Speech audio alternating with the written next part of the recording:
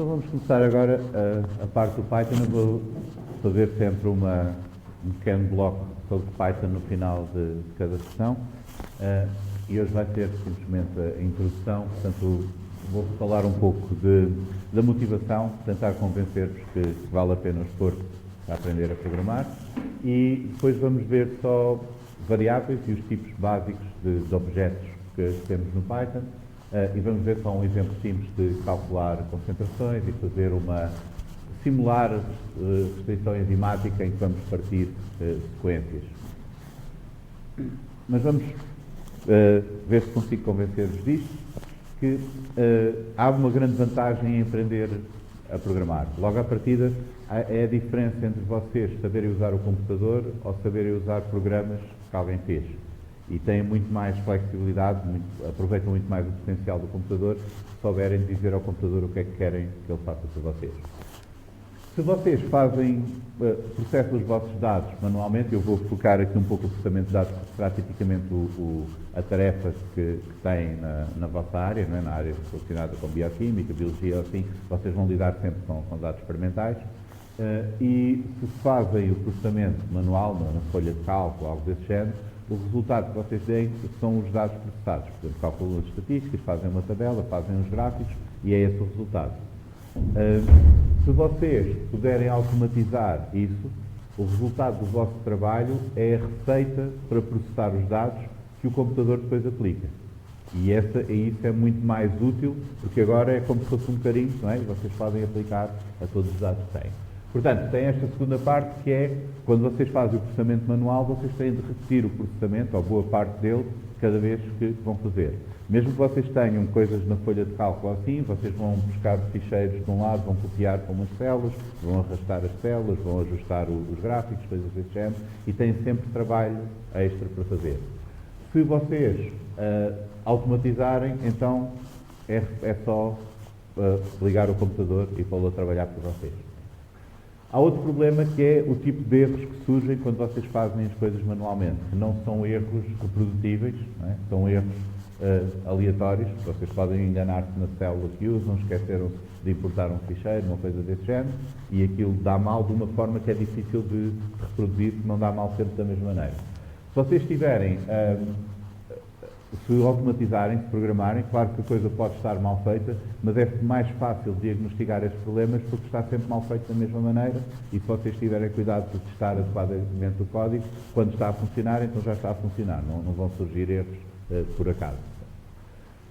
Outra vantagem grande é que quando vocês fazem o processamento manual, vocês, ou normalmente é o que acontece, não registram detalhadamente o que é que fizeram, e depois, se vier alguém mais tarde olhar para os vossos dados, não faço a mínima ideia como é que aquilo apareceu, ou mesmo vocês, se uns meses depois já não se lembram como é que fizeram o gráfico, ou o que é que fizeram, quantas é que fizeram, a não ser que tenham o trabalho de especificar exatamente todos os passos que fizeram no Excel, todas as formas que usaram, e sim.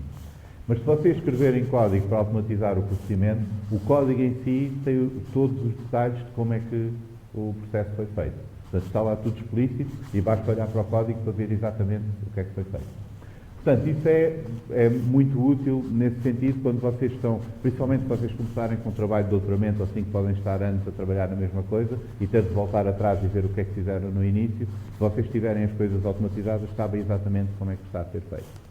E tem também a grande vantagem de vocês poderem reutilizar, não é? Se vocês estiveram a fazer 40 gráficos e o vosso orientador diz que estão bons, mas a linha devia estar um bocadinho mais grossa para se ver melhor.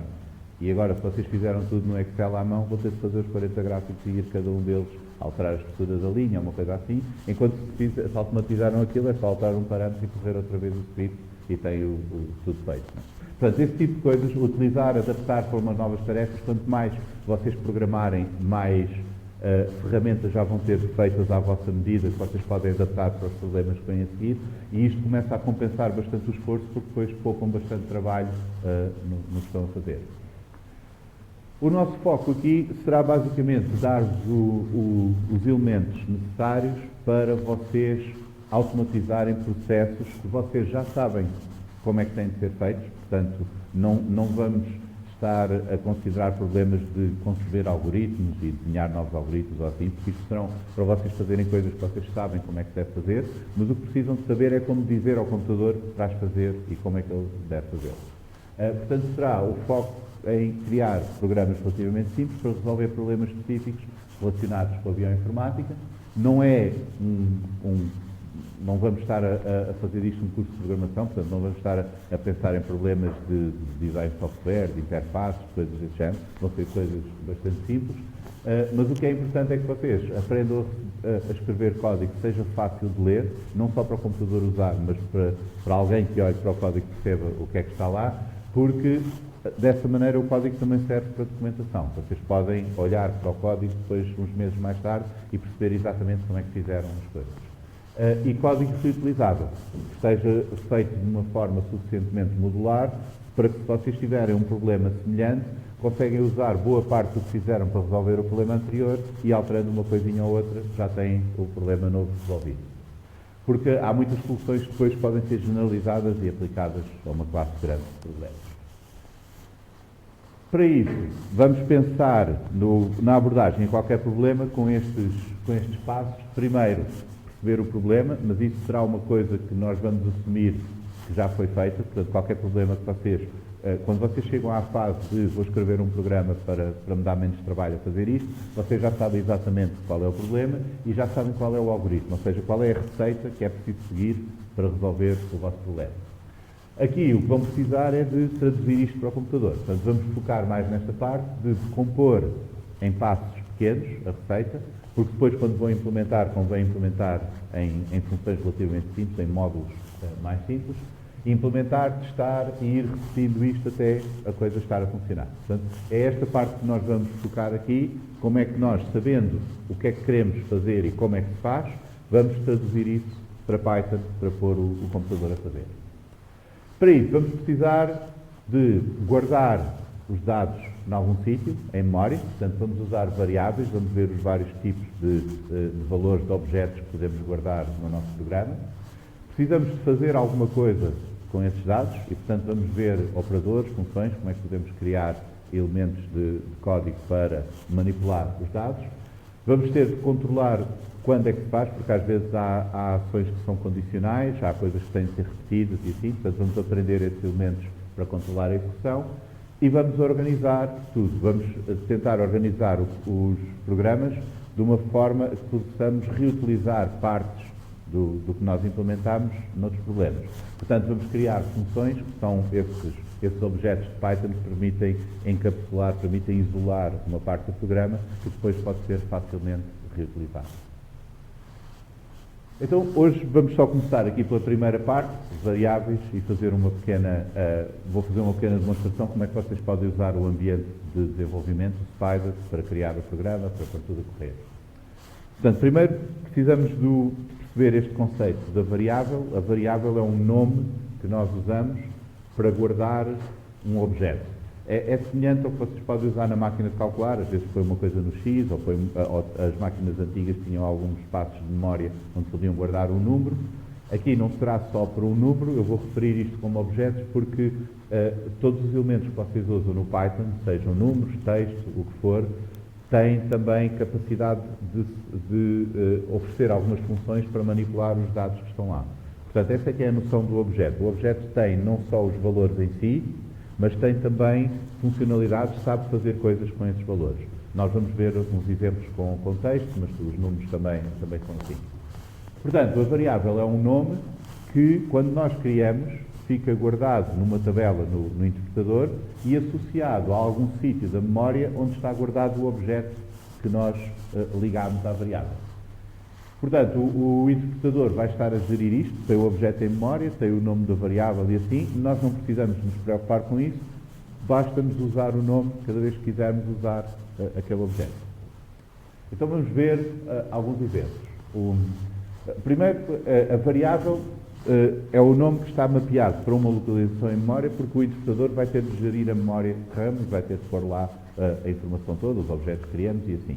Mas a ideia da linguagem de programação, principalmente estas a um nível alto, é tornar simples toda essa gestão dos processos internos para que nós possamos facilmente dizer ao computador o que queremos. Então, quando nós criamos a variável, todo esse problema, saber o que é que aquilo refere, onde é que está guardado em memória, como utilizar e assim, fica a cargo do interpretador e nós só precisamos nos lembrar do nome que demos àquele objeto.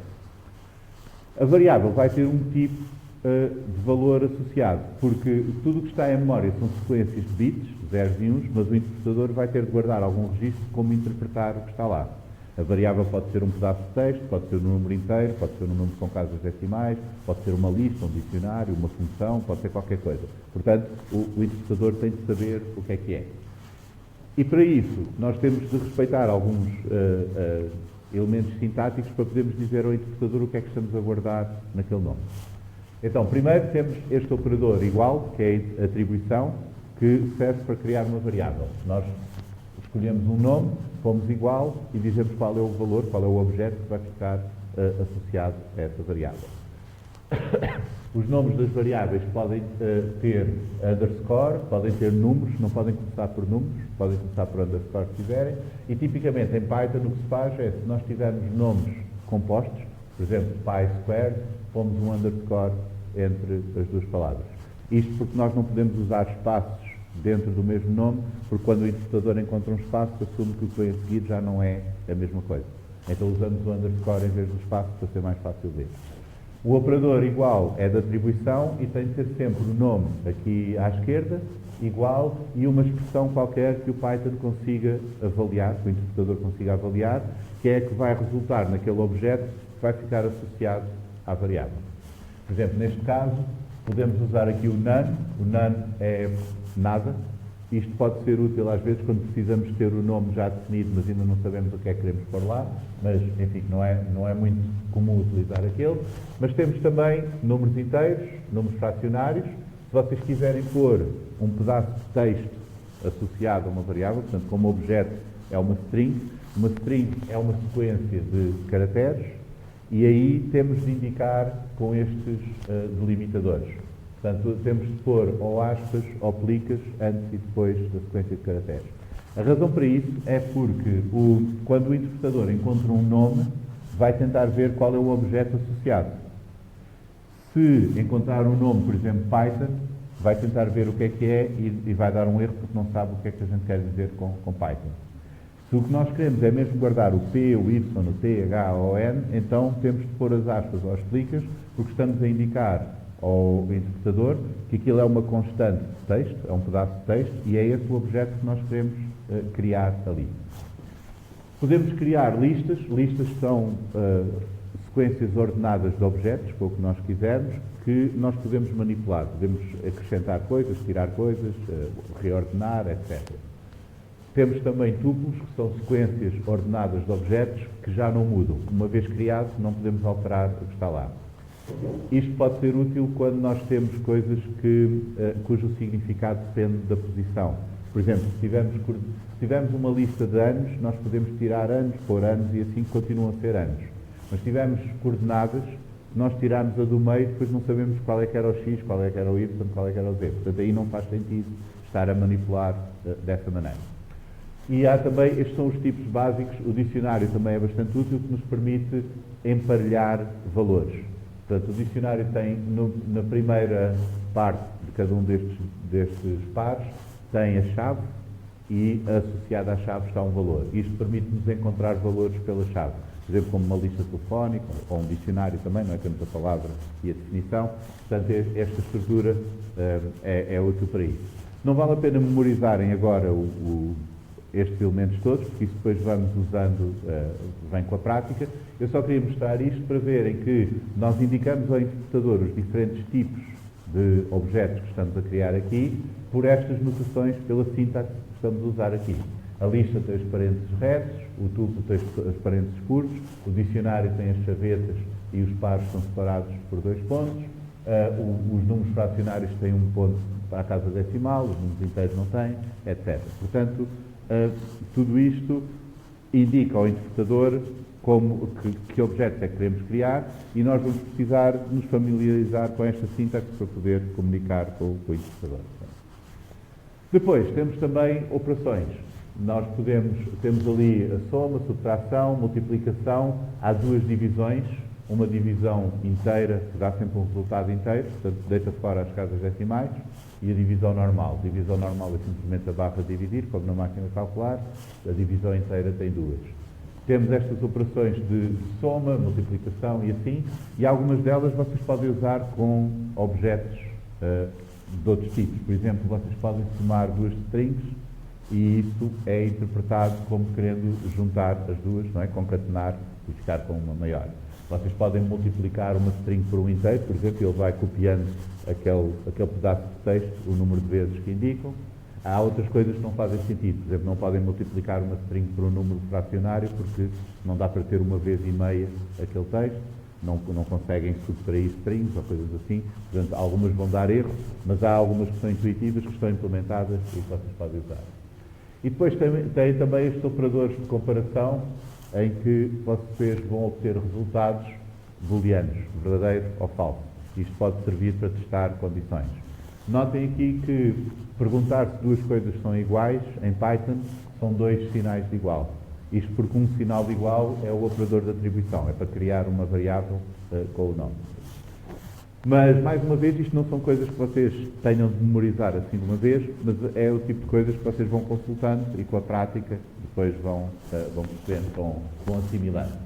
Então vamos ver um exemplo simples de calcular uma concentração. Neste caso vamos calcular a concentração de 2 gramas de NaCl em 100 ml de água. Não é um exercício muito complexo, mas o que temos aqui, vamos criar tudo variáveis com os nomes para os vários valores, porque isto facilita a compreensão do algoritmo e do procedimento que estamos a seguir. Notem que, do ponto de vista do interpretador, tanto faz qual é o nome que vocês criam. Portanto, isto podia ser X, batata, 23, tudo escrito por extenso, qualquer coisa, não pode ser números, mas podem escrever um texto.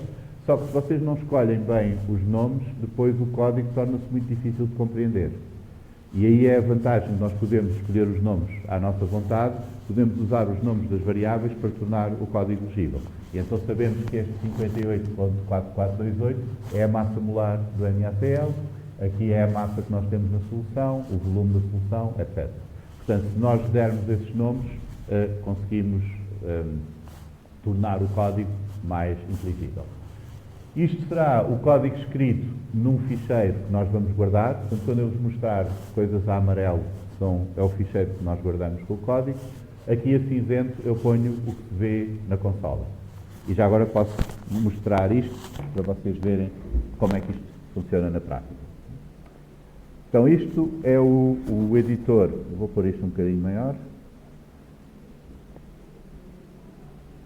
Isto é um IDE Integrated Development Environment, que é o ambiente integrado para desenvolvimento para programarem. Tem aqui neste programa uma interface que está ligada ao interpretador. O interpretador está lá a correr por trás. Deste lado, onde tem a consola, vocês têm uma interface interativa. Por exemplo, se eu fizer 2 vezes 4, isto é enviado para o interpretador processa este comando e dá-me o resultado. Aparece ali um eco do resultado.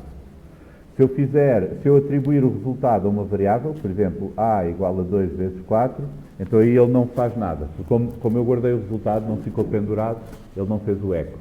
Mas se eu fizer alguma coisa cuja avaliação da expressão depois não é atribuída, por exemplo, 0A, ele vai fazer o eco do valor desta expressão. Mas isto, a consola serve basicamente para vocês fazerem coisas interativas e se quiserem utilizá-la como máquina de calcular, como uma coisa assim, podem fazer na consola. Deste lado, vocês têm o editor dos ficheiros do código. Portanto, isto aqui, a consola é o que eu vou normalmente representar a cinzento, o que está aqui no editor é o que eu vou representar a amarelo. E a vantagem do editor é que vocês podem ir aqui, podem criar um ficheiro novo, por exemplo, ele cria-vos aqui uns comentários. Estas primeiras duas linhas não convém alterarem, porque esta primeira possivelmente não vos vai aparecer, porque em Windows não aparece, isto é uma indicação em Linux para dizer qual é o programa associado a este script, que é para ele correr isto no Python. Mas o Windows não usa isso, portanto esta primeira provavelmente não vos aparece. Esta segunda é importante porque indica ao interpretador que a codificação do texto aqui está em UTF-8, basicamente isto permite usar acentos, cedilhas, etc., se vocês incluírem no vosso ficheiro do código. Para as strings e assim pode dar jeito. Portanto, não alterem isto. Isto aqui é um comentário, é uma string também. Quando vocês começam strings com 3 aspas ou 3 plicas, podem fazer uma string com várias linhas, não precisa ficar tudo numa linha. Portanto, isto pode ser uma coisa onde vocês descrevem o que é este ficheiro, o que é que estão a fazer, qualquer coisa aqui, portanto podem dizer qual é a data, o autor e assim. Isto basicamente será ignorado quando for executado e se quiserem também podem omitir. Nós depois vamos ver mais tarde qual é a utilidade destas strings, porque servem como documentação mesmo para o código. Mas agora, o que nós vamos fazer aqui é, primeiro, podemos gravar, vamos criar aqui uma pasta qualquer, não sei se isto já existe, e agora vou gravar o demonstração 1. Gravo um ficheiro com extensão .py e isto é um ficheiro de código-fonte do Python. E agora, a vantagem disto é que o código que vamos escrever aqui vai ficar guardado e pode ser executado todo em lote quando nós mandarmos correr. Por exemplo, vamos pôr aqui massa molar. Vamos pôr, quanto é que era? 5, 8, 4, 4, 2. Acho que era isto. Posso pôr aqui. Portanto, aqui estamos a criar uma variável e guardar um valor fracionário lá. Nós podemos agora correr o nosso programa ali com o play ou com o F5, se vocês quiserem, e quando fazem isto, aparece aqui este comando na consola, que é executar este programa na pasta onde ele está. Na verdade, quando vocês correrem pela primeira vez, não é isto, vai aparecer esta janela a perguntar como é que vocês querem que seja executado. Portanto, basicamente dizem OK, porque os defaults funcionam e pronto. Portanto, aqui vocês, quando fazem o play, vão executar o programa na pasta onde ele está gravado.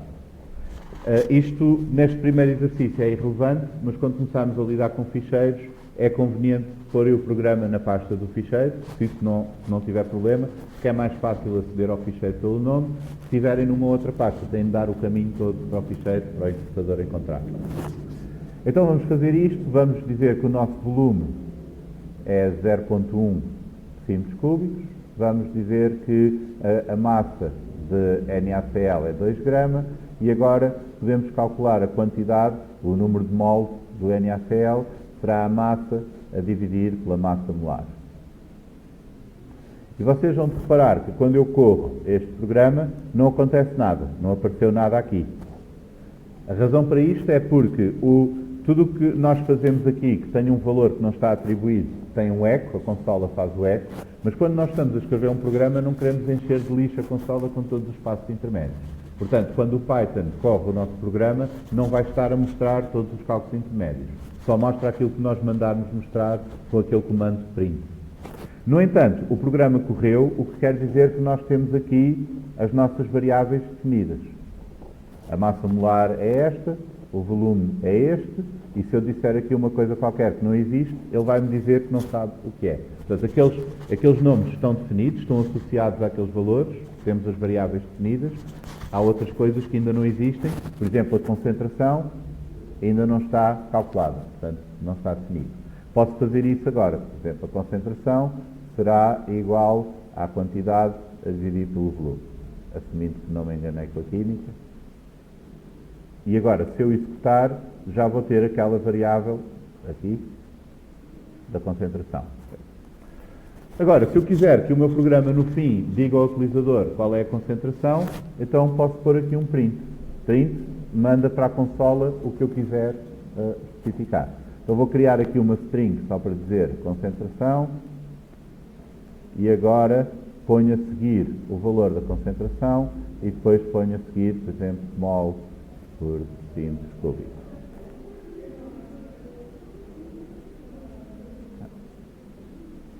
Pronto. E se eu puser isto, estas estão entre plicas, porque isto é mesmo o texto que eu quero que ele escreva. Esta não está entre plicas, porque isto é o nome da variável que tem o valor que eu quero que seja apresentado. Notem aqui a diferença entre aquilo que o interpretador vai interpretar como referindo a algum valor e aquilo que vai ter de tomar à letra como sendo o texto que nós queremos que ele escreva. Pronto, fazendo isto, aparece-me este texto, depois a concentração, depois o mol simples cúbico. Se eu quiser agora calcular a massa molar, a concentração de 8 gramas de NaCl, é só alterar ali e correr o programa. Porque tudo o resto é exatamente a mesma coisa, não preciso de alterar o resto do programa, portanto posso reutilizar o código. Claro que isto não é uma boa maneira de reutilizar o código e ir alterar o código-fonte, nós vamos ver maneiras melhores de fazer isto, mas esta é a ideia. Uma vez estando feito o programa, podemos adaptá-lo a outras situações sem grande esforço. Alguém tem dúvidas acerca disto? Notem que isto, o principal para aprender estas coisas é praticar. Isto não é uma coisa que vocês consigam memorizar tudo de uma vez, mas se vocês começarem a resolver problemas simples e a usar o software, eventualmente isto torna-se muito fácil de fazer.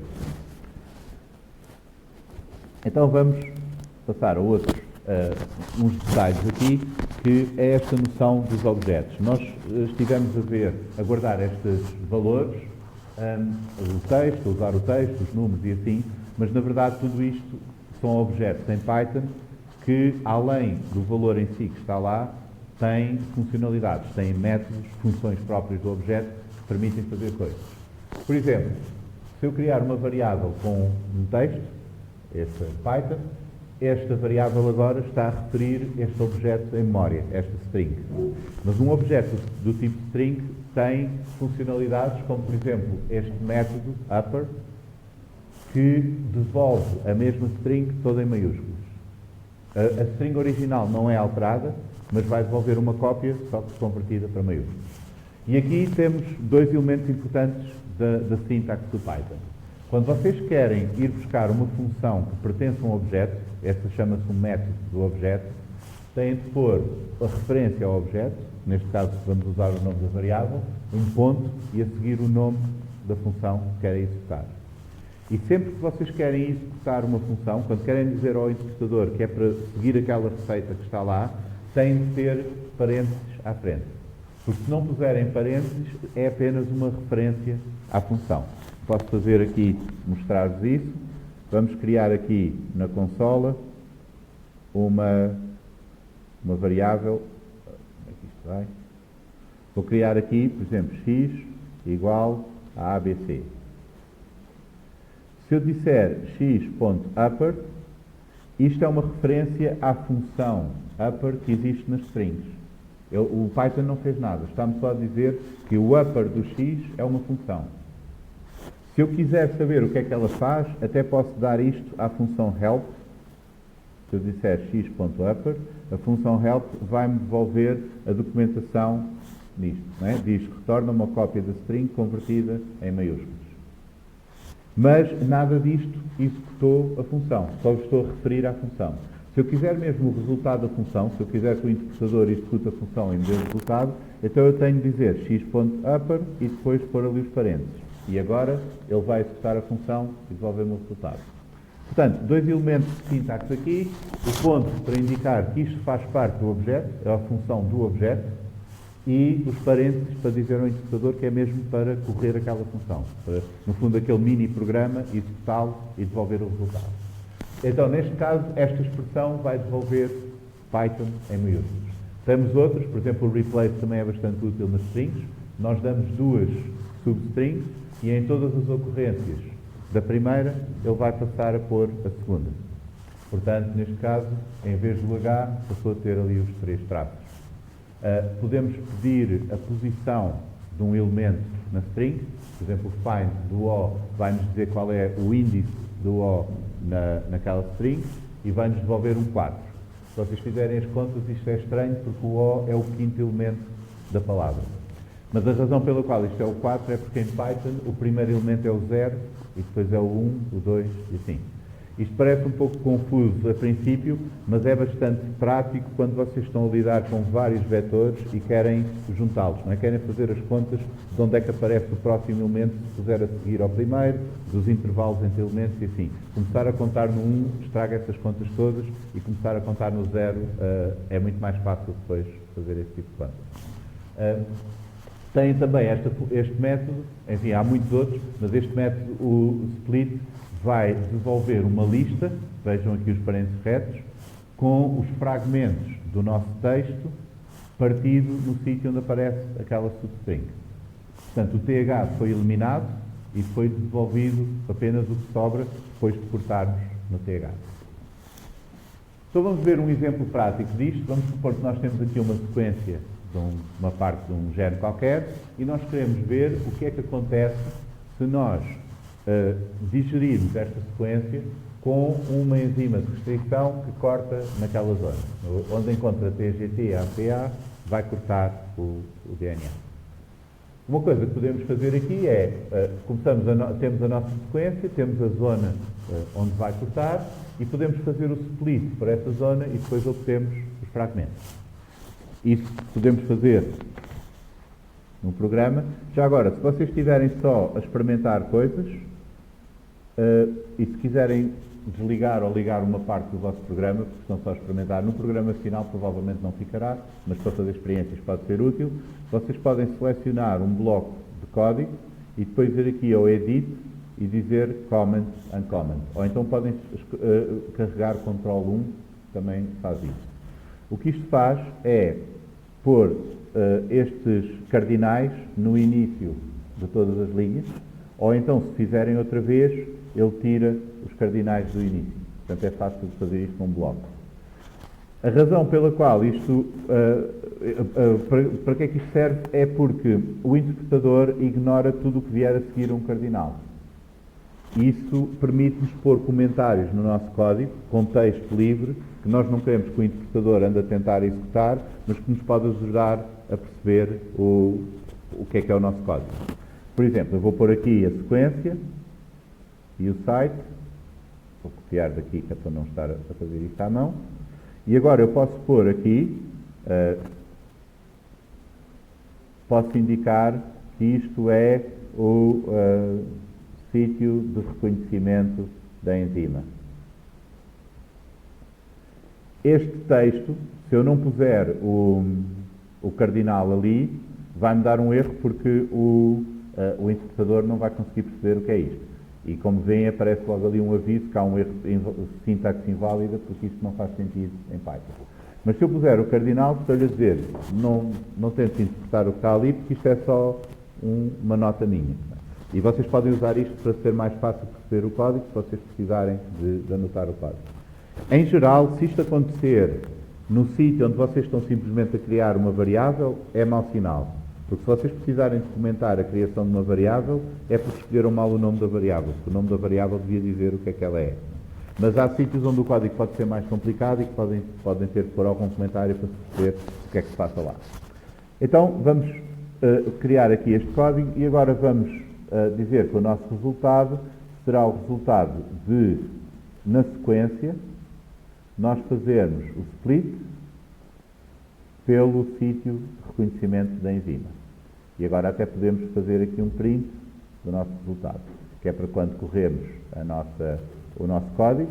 Nós temos aqui outra vez run file e agora estamos a ver o resultado do que fizemos ali. Temos a sequência. Já agora, há aqui uma coisa que não era necessário fazer. Vocês podem pôr isto tudo de seguida, por exemplo assim. Eu posso pôr tudo numa só linha. E se fizerem aqui o código, enfim, podem fazer assim, fica um bocadinho feio para fora da linha, mas não faz mal, está lá a string toda. A razão pela qual, e isto funciona igualmente bem, a razão pela qual eu fiz isto aqui é porque depois não me cabia no slide, não é? E ficava parte da sequência fora do slide. E esta notação, o que eu estou a fazer é a concatenação de duas strings, com a operação mais. Portanto, tenho este pedaço, mais este pedaço aqui, e eu simplesmente junto os dois. Esta barra, ao contrário, diz ao interpretador que esta linha continua na linha seguinte, mas é como se fosse tudo uma linha de código. Portanto, se vocês quiserem partir uma linha de código em várias linhas, se tiverem, por exemplo, uma conta complicada com muitas operações ou assim, podem usar aquela barra e partir em várias linhas. Mas isto eu só fiz por causa do slide. Neste caso não valia a pena fazer o código. Ok, então temos isto a funcionar, mas agora temos aqui Temos aqui o cursor no sítio errado. Temos aqui um problema que é isto está a apagar a zona de reconhecimento, porque vamos perder aqui todas as ocorrências disto, TGT, ACA. Se nós formos ver aqui, tem dois Gs, TATC, estão a ver ali, GG, TATC, depois tinha o TGT, ACA, que foi onde ele partiu, mas que desapareceu, e agora continua ali no TCC, etc. Porque o split apaga a zona onde nós estamos a partir a string. E então estamos a perder nucleótidos da sequência. Portanto, vamos fazer isto de outra maneira, para resolver isto, que é, nós temos o sítio de reconhecimento, mas vamos especificar o ponto de corte com um tracinho. O tracinho porque, ou uma coisa qualquer que não apareça nos nucleótidos, só para ser diferente do resto. E agora vamos fazer dois passos. Vamos primeiro substituir na sequência o sítio com a especificação do ponto de corte. Fica lá o tracinho onde é para cortar. E depois vamos fazer o split pelo tracinho. Vamos deitar fora o tracinho e ficar com a sequência cortada. Então vamos ver como é que isto funciona. Vamos aqui, temos aqui o sítio e agora a zona de corte será, por exemplo, entre o T e o C, o G, T, A, C, A. Não sei se há alguma enzima assim, estou aqui a inventar, mas pronto, há partidas com ela. Depois, o que vamos fazer é, a nossa sequência modificada será a sequência original, mas usando o replace para substituir todas as ocorrências do sítio de reconhecimento por aquela string que indica o ponto de corte. Notem que esta string cut tem exatamente os mesmos nucleótidos, pela mesma ordem, portanto não estamos a perder nada da sequência, mas tem lá o traço a indicar o sítio onde vai cortar. E agora o que vamos fazer é o split não da sequência original, mas da modificada. E agora corremos o nosso programa, temos aqui o resultado e até podemos ver o que é que está na sequência modificada, em que vemos aqui o sítio onde ele pôs os traços no T, G, T, A, C, A. Esta parte aqui entre o T e o G são os traços a indicar o corte. Portanto, desta maneira, usando os métodos da string, nós conseguimos simular o corte com aquela enzima de restrição e acertar os sítios, verificar se o nosso código está bem, etc. E depois de ter o programa feito, podemos agora fazer isto com qualquer sequência, basta substituir ali e correr no nosso programa.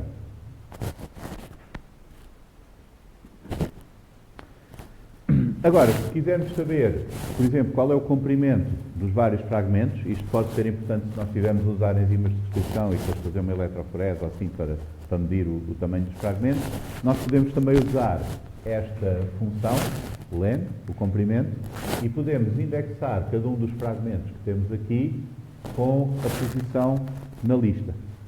Vamos ver aqui, neste caso, eu não lhe chamei fragmentos, chamei resultados, chamei res.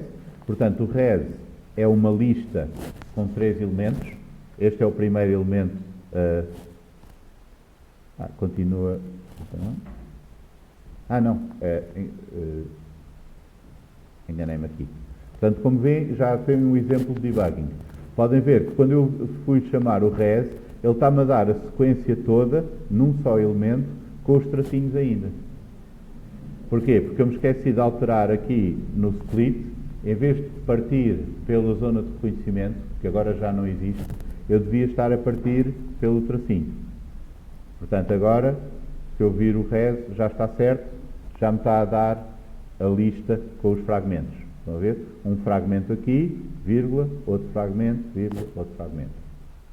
Portanto, este é o exemplo da importância de fazer debugging e de verificar o resultado do código e depois tentar perceber o que é que se passa. Bom, portanto, neste caso foi acidental, porque enganei mesmo, mas ainda bem que aconteceu, porque este é o tipo de coisas que acontece regularmente e depois vocês têm de examinar o resultado e ver o que é preciso corrigir.